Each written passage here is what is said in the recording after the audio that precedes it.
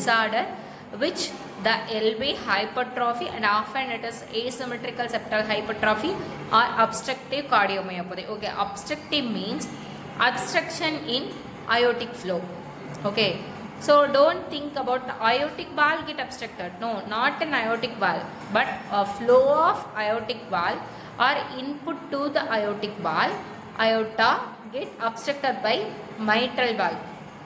That is SAM, systolic anterior motion of mitral valve during diastole. Okay, systolic anterior motion of mitral valve during diastole. Systolic means what? Opened. Okay, contraction of opened. Diastolic phase means relaxed phase, filling phase of atrium.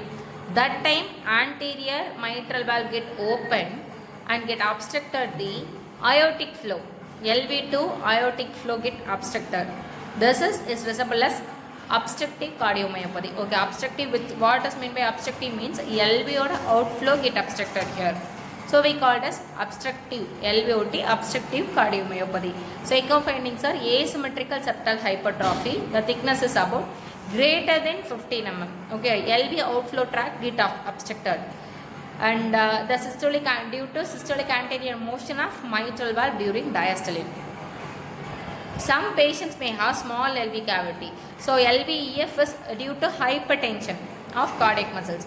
LV area. So LVEF may be considered as more than 65%, but not it is about 65%.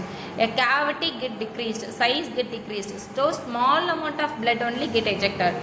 By measuring, we can see the thickness of muscle get leads to increased n number of volume.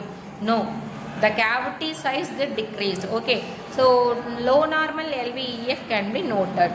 Diastolic dysfunction must be present, and also left atrial enlargement. Okay, echo findings are asymmetrical septal hypertrophy, LVOT obstruction, SAM, small LV cavity, diastolic dysfunction, more important, diastolic dysfunction, and atrial enlargement.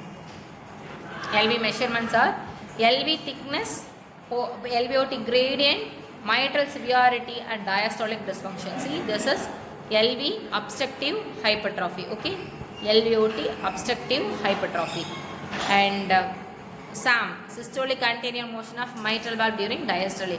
See, the image A resembles what? M mode of LV.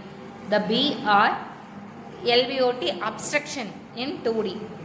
C are gradient, increased gradient, LVOT gradient. Okay, noted in Doppler, using Doppler.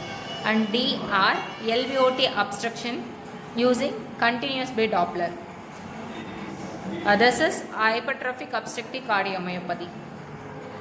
Asymmetrical septal hypertrophy. See, the first one is asymmetrical septal hypertrophy, and the third is restrictive cardiomyopathy. First is dilated cardiomyopathy, second is hypertrophic obstructive cardiomyopathy, third is restrictive cardiomyopathy.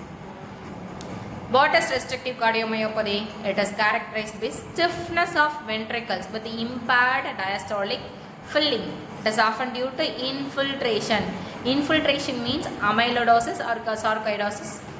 Okay, amyloidosis means presence of a settle of aminoprotein or aminoprotein in LV areas, muscle, LV muscles. And echo findings are normal in LV size or sometimes LV cavity small.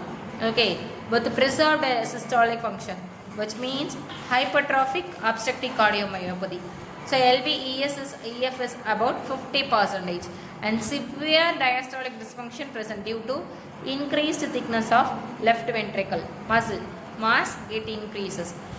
So the deceleration time get decreased 150 millisecond, and biatrial enlargement are there.